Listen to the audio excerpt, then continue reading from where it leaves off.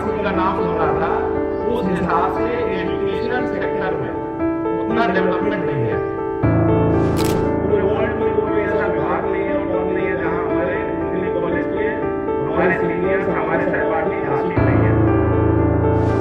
विचार के साथ हम लोगों ने आसपास के कुछ बच्चों को इंजीनियरिंग की तैयारी कराना किया। हम लोग शाम को डेली आसपास के गांव के बच्चों को इंजीनियरिंग की तैयारी कराते थे। तो मेरे भी इस अभियान में सैकड़ों नहीं हजारों लोग पीछे हैं जो समय समय पर सहयोग करते हैं। 2-3 बच्चे ऐसे हैं और उनके लाखों रुपया फीस हम लोग भरे हैं सबके सहयोग से। और खामोशी छिपाती है और शख्सियत का पूरे गांव का पहला इंजीनियरिंग करने के लिए दस गया है। एक जीवन मिला है और इस समाज को जब तक आप कुछ नहीं दे पाते, आपके पास 2 करोड़ 4 करोड़ 5 करोड़ कितने पैसे हो सकते हैं, उसकी कोई सीमा नहीं है। लेकिन आपकी हैप्पीनेस की एक सीमा हो सकती है। एक बार मैं मदद करें, पूरी दुनिया कुछ ना कुछ करती रहती है।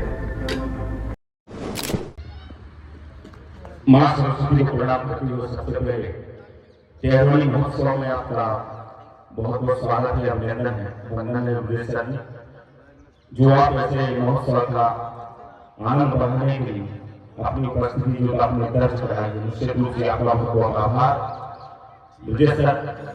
और चूंकि ये वार्तालाप का जो विषय है उसको लेकर मुझे विषय को आगे लेकर जाना, तो उससे पहले मैं चाहता हूँ कि आपके माध्यम से आपके द्वारा आपका पहले सबसे पहले मैं परिचय जानना चाहूँगा और कहाँ से कैसे आप यहाँ तक पहुँचे, अपने पद अपनी सेवा जो सेवा के तहत आप कार्य करते हैं उसके बारे में थोड़ा सा विस्तार से हम लोगों को बताना, क्योंकि बहुत से ऐसे लोग हैं जो नहीं जानते कि आप कौन हैं, क्योंकि इस क्षेत्र में आप नए हैं। हम लोगों के लिए हम लोग तो जानते हैं 2-4 लोग 6 लोग, लेकिन बाकी और लोग आपको जानना चाहते हैं कि ये कौन हस्ती है जो हमारे बीच आ गई है।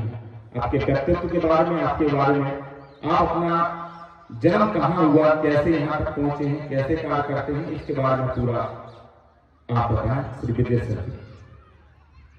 सबसे पहले तो मैं आप सबका इतने शानदार आयोजन के लिए और मुझे यहाँ बुलाने के लिए धन्यवाद ज्ञापित करता हूँ और आभार ज्ञापित करता हूँ। जो भी इस आयोजन में लोग शामिल हैं, पहली बार इस आयोजन की रूपरेखा तैयार हुई और पहली बार ये आयोजन हो रहा है, बहुत शानदार रूप से हो रहा है।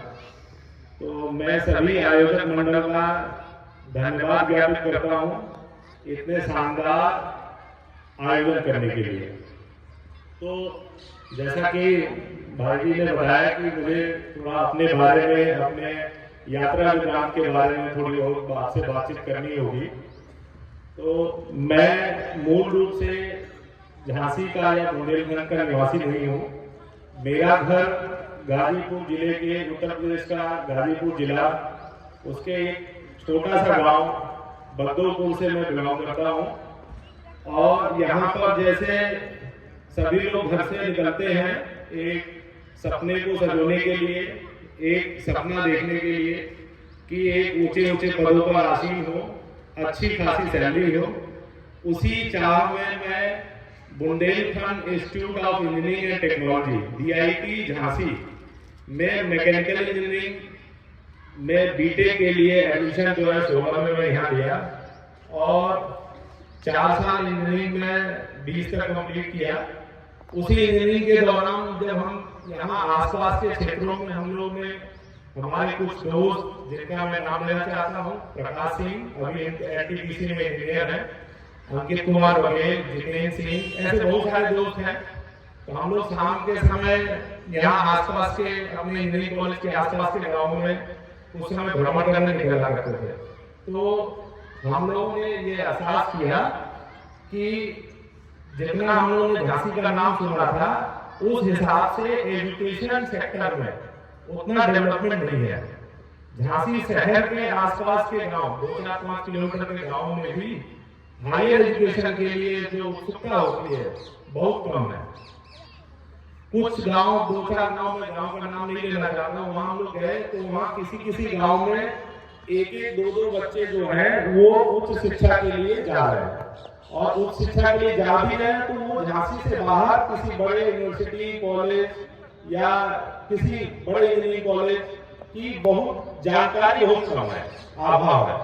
तो इसी को लेके हम लोगों ने ये सोचा कि यहाँ का बुंदेलखंड जो हम लोग का इंजीनियरिंग कॉलेज BIT है, यहाँ हम लोग बाहर से मैक्सिमम स्टूडेंट्स वहाँ बाहर के हैं, झांसी से बाहर के, तो यहाँ से पढ़ के इंजीनियरिंग करके अच्छे पदों पे, कोई भी ऐसा पूरे वर्ल्ड में कोई भी ऐसा विभाग नहीं है और पद नहीं है जहाँ हमारे इंजीनियरिंग कॉलेज के हमारे सीनियर्स, हमारे सहपाठी हासिल नहीं है। तो इसी के साथ हम लोगों ने ये विचार किया, हमारे दोस्तों ने ये विचार किया कि हम इस क्षेत्र को क्या दे रहे हैं, हम इस क्षेत्र से सब कुछ लेके जा रहे हैं, अपने पूरा जीवन सुधार के जा रहे हैं, लेकिन इस क्षेत्र के आसपास लोगों के लिए हमारा इंजीनियरिंग कॉलेज क्या कर रहा है। तो इसी विचार के साथ हम लोगों ने आसपास के कुछ बच्चों को इंजीनियरिंग की तैयारी कराना निःशुल्क प्रदान किया। और पहले वही BIT इंजीनियरिंग कॉलेज के सामने कोछावा ग्राम है, वहाँ कुछ लोगों के सहयोग से हम लोग शाम को डेली आसपास के गांव के बच्चों को निःशुल्क इंजीनियरिंग की तैयारी कराते थे। और इंजीनियरिंग की तैयारी का बेसिक मतलब ये था कि यहाँ से ग्रामीण क्षेत्र के बच्चे उच्च शिक्षा के लिए झांसी से बाहर किसी अच्छे college, BHU, Jamia, Allahabad university, Delhi university, केवल इंजीनियरिंग ही नहीं करे, अच्छे कॉलेज में जाए, जिससे कि एक वातावरण को देखे, समझे और वहाँ की चीजों को अपने आसपास के क्षेत्र में विकास करने में मदद करे। तो इसी ध्येय के साथ हम लोगों ने पहली बड़ा गांव में, ग्रामीण क्षेत्रों में कोशिश किया कि एक निःशुल्क पुस्तकालय होना चाहिए जहां 24x7 बच्चों को बैठ के पढ़ने के लिए सुविधा हो और हर प्रकार की सुविधाएं एक छत के नीचे बिना किसी शुल्क के मौजूद हो। तो इसके कारण हमने 4 साल पहले बड़ा गांव ब्लॉक है झांसी से 10-12 किलोमीटर दूर, उस ब्लॉक में हमने एक निःशुल्क पुस्तकालय स्थापित की। उस पुस्तकालय में वो सभी सुविधाएं उपलब्ध हैं जो झांसी के किसी भी बड़े से बड़े प्राइवेट जो पुस्तकालय हैं उनसे अच्छी सुविधाएं इस उपलब्ध हैं, वो भी बिल्कुल निःशुल्क। अभी फिलहाल वहाँ लगभग 100 बच्चे डेली पढ़ने आते हैं और पढ़ के अपने घर को, गंतव्य के स्थान को जाते हैं। इसका सबसे पहला विचार इसलिए आया कि गांव में जो छोटे घरों में बच्चे हैं उनके पास प्रतिभा है, घर में जगह की कमी होने के कारण उनको एक शांत वातावरण नहीं मिल पाता है पढ़ने के लिए। तो ग्रामीण इलाके में बहुत जरूरी है, जिनके पास पैसा है उनके पास तो सब लगभग कमरे की व्यवस्था और सारी चीजों की व्यवस्था कर सकते हैं। तो ये इसलिए हमने पुस्तकालय स्थापित किया और उसके साथ हमने बाद में अभी 1.5 साल पहले कोछावा में भी एक पुस्तकालय स्थापित किया। बहुत समय से हम लोग यहाँ टहरोली में भी बातचीत कर रहे हैं, आशीष भैया, रवि नायक जी और गोविंद प्रसाद भैया, इनों से रेगुलर मैं संपर्क में रहता हूँ। यहाँ के प्रधान जी से ये बात हुई है कि एक वैसी पुस्तकालय यहाँ टहरोली क्षेत्र में भी खुले, जिससे कि आसपास के 2-4-10 गांव के बच्चे बिल्कुल निःशुल्क पढ़ाई कर सके। केवल पढ़ाई नहीं, उनको शिक्षा से संबंधित कोई भी जरूरी आवश्यकताएं हैं वो हमसे बता सके कि हमें इस चीज में समस्या आ रही है। और केवल पुस्तकालय के साथ साथ हम 15 से 20 बच्चों को निःशुल्क इंजीनियरिंग की तैयारी कराते हैं। और जो बाहर के प्रतिभावान बच्चे हैं अगर इंजीनियरिंग की तैयारी करना चाहते हैं तो वो हमसे संपर्क कर सकते हैं। उनको झांसी में रहने, खाने, पीने की व्यवस्था अगले साल से हम लोग कर रहे हैं और वहीं इंजीनियरिंग की 2 साल की तैयारी निःशुल्क हम लोग कराएंगे। उसके साथ ग्रामीण क्षेत्रों में जितनी सुविधाएं हम लोग को हो पाएंगी उतनी सुविधाएं हम पुस्तकालय के माध्यम से उपलब्ध कराएंगे। तो ये हम लोग का ये उद्देश्य है कि ग्राम में हर एक ग्रामीण क्षेत्र में, हर एक गांव में एक ऐसी पुस्तकालय होनी चाहिए जहां बच्चे बैठकर अपने सपनों को ढूंढ सके, अपने सपनों को सजो सके। इसके साथ ही बहुत सारे काम, जैसे आपको एडमिशन में प्रॉब्लम आ रही है, बहुत सारे प्रतिभावान बच्चे होते हैं जो इंजीनियरिंग एग्जाम क्वालिफाई कर लेते हैं लेकिन शुल्क भरने के लिए पैसे नहीं है।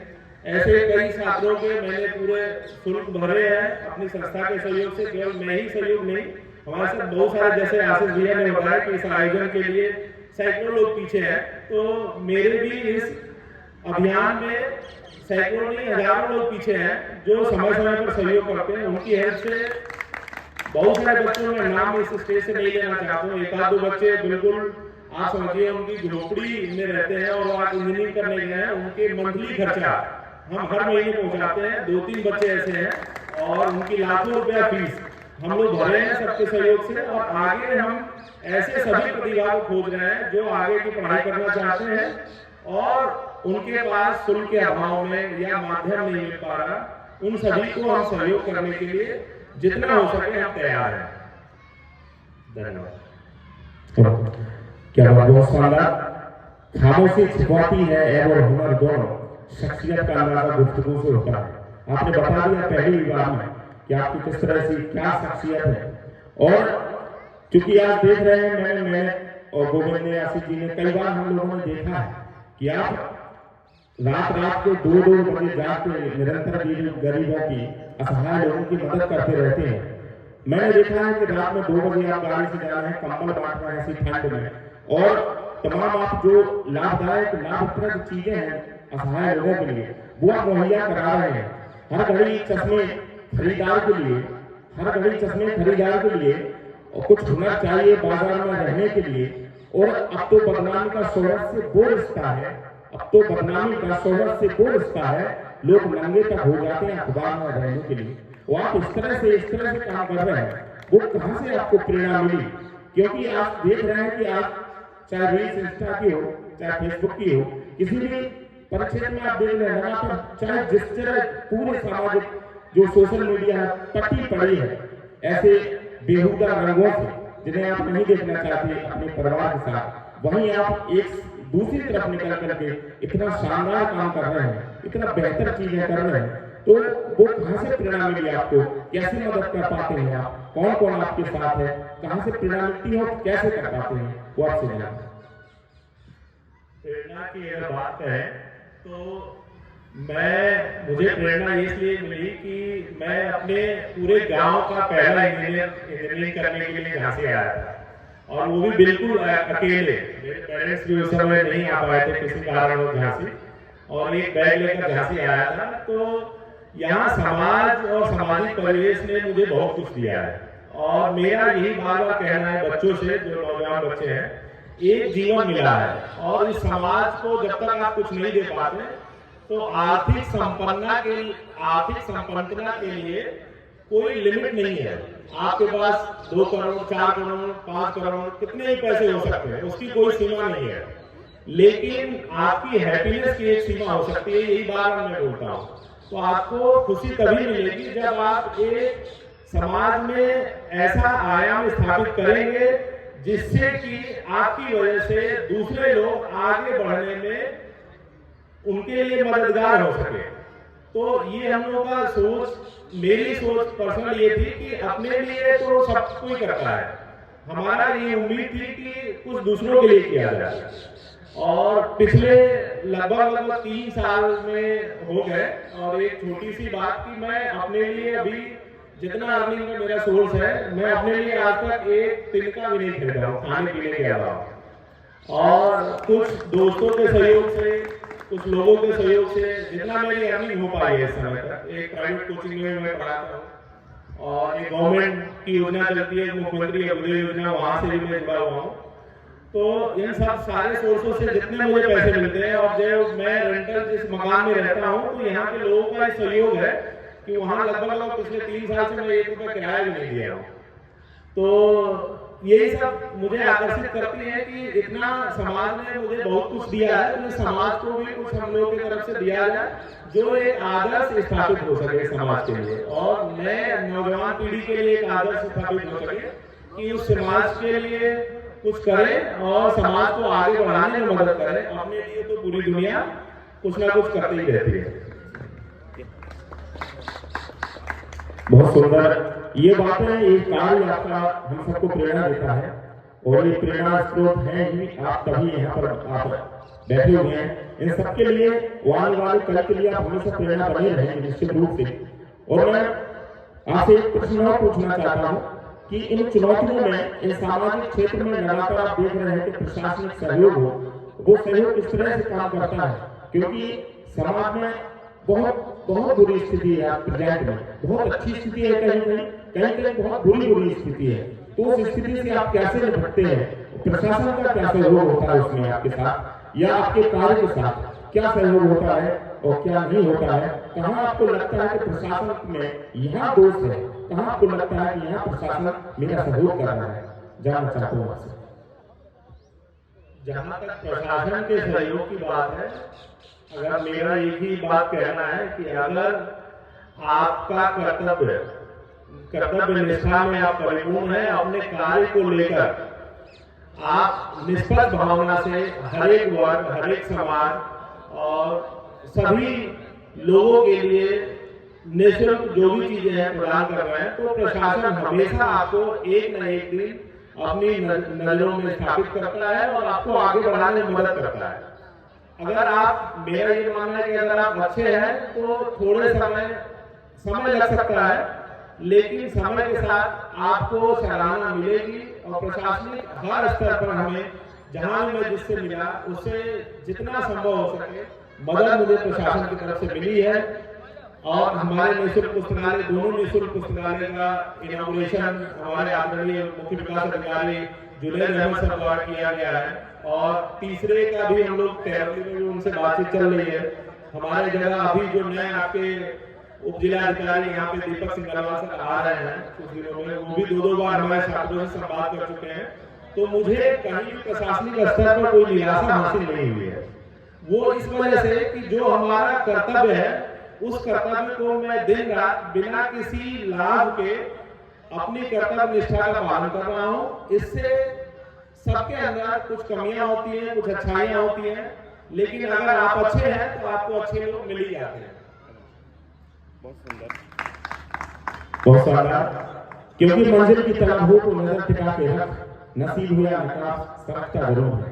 आपके अंदर जो जिज्ञासा है, आपको जो लगातार आपको भी प्रेरणा कहीं ना कहीं से मिलती है, निश्चित रूप से उसे भगवान का आशीर्वाद, माता पिता का एक बड़ा हस्त मान लें या कुछ भी मान लें, तब भी आप कार्य करते हैं। समाज सेवा का क्षेत्र हो, प्रशासनिक सहयोग की बात हो या किसी भी परिक्षेत्र की बात हो, आप लगातार कुछ ना कुछ करते रहते हैं। हम लोग लगातार आपको देख भी रहे हैं, वहां से हम लोगों को भी सीखने की चीजें अंदर घर करती हैं और हम लोग भी सीखने के लिए उसके लिए तैयार रहते हैं, तत्पर रहते हैं।